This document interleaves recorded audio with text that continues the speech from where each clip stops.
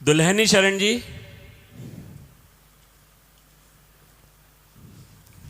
जय जय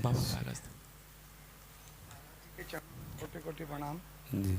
महाराज जी, समाज की एक विकट समस्या की ओर मैं आपका ध्यान दिलाना चाहता हूँ। जी। आजकल का युवा शराब और ड्रग्स के नशे की तरफ बहुत तेजी से आकर्षित हो रहा है जी। और नशे का गुलाम होता जा रहा है। जी। और इस नशे की लत को पूरा करने के लिए वो किसी हद तक भी गुजर जाता है, कोई भी अपराध कर जाता है।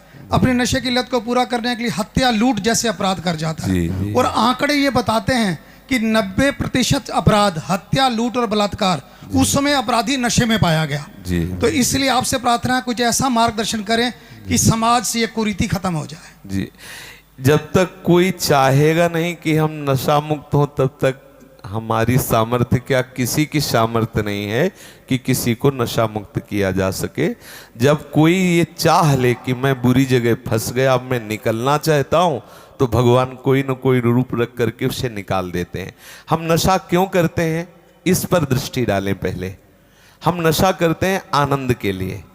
हमें एक भ्रम हो गया है कि भांग में, गांजा में, तंबाकू में, चिलम में और शराब में, ड्रग्स में, इसमें एक आनंद है।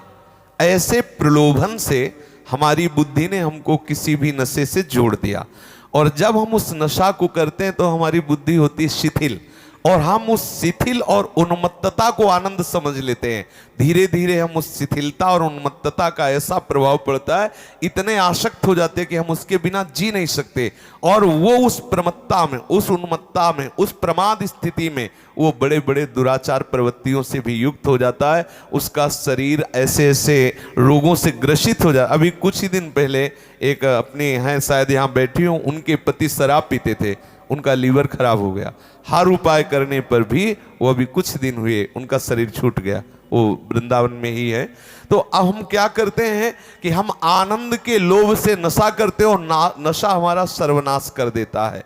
जब तक हमारी समाज में ये बात प्रचार प्रसार नहीं होगी कि ये नशा आनंद नहीं, नशा तुम्हारे नाश का कारण है, नशा तुम्हें दुख देने वाला है, स्वाभाविक तुम्हारे आनंद को छीण करने वाला नशा है, तब तक इस समाज के जो नए युवक हैं ये सुधरने वाले नहीं। आजकल हम लोगों को ये सिखाया जाता है कि थोड़ा सा नशा कर लो तो बहुत अच्छा रिलैक्स अनुभव होगा, और आप समाज सेवा जो भी आप करते हैं वो बहुत एकाग्रता से करेंगे। इसी लोभ से, और इतनी थकान दिमाग में हो जाती है लोगों को, वो समझते हैं कि शराब पी लिया, कोई नशा कर दिया, रिलैक्स हो गए। जब तक भगवान की शरण में नहीं होंगे, जब तक शास्त्रों का स्वाध्याय नहीं होगा, जब तक वो किसी संत महात्मा की आज्ञा के अनुसार नहीं चलेंगे, तब तक सच्चे आनंद का परिचय नहीं होगा। सच्चे आनंद का जब तक परिचय नहीं होगा तो ये झूठी बातें कभी नहीं छूटने वाली। इसीलिए लोग गंदी आदतों में फंसे। मुख्य उनका लक्ष्य है आनंद। आप देख लीजिए, कोई भी नशा को बोले चलो आज फुर्सत में शराब पिया, आनंद के लिए ना, लेकिन वो क्या शराब उनको आनंद देने वाली है? क्या ये नशे आनंद देने वाले? पर अज्ञान के कारण वो ऐसा करते।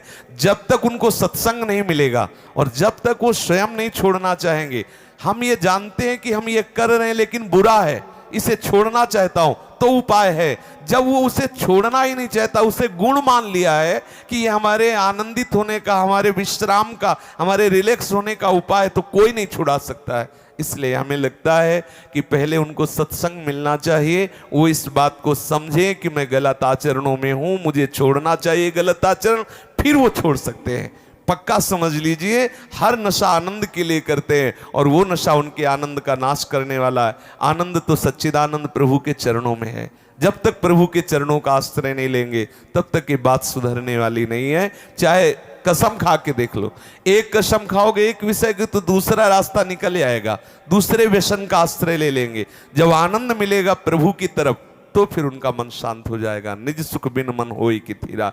इसलिए हमें लगता है कि जो अपने समाज के लोग हैं, इनको शास्त्रों का स्वाध्याय करना चाहिए, सत्संग करना चाहिए, और अपने बुजुर्गों की आज्ञा का पालन करना चाहिए। व्यसनों से दूर रहें, नाम जप करें तो बुद्धि शुद्ध हो तो भले सुधार हो जाए, नहीं तो हमारी आपकी कोई बात सुनने वाला नहीं है। अगर ज्यादा कहोगे तो पिट ऊपर से जाओगे। हाँ, वो मानने वाले नहीं है, क्योंकि उनके अंदर ये धारणा बैठ गई है कि रिलैक्स होने के लिए, आनंदित होने के लिए ये व्यसन जरूरी है। जी।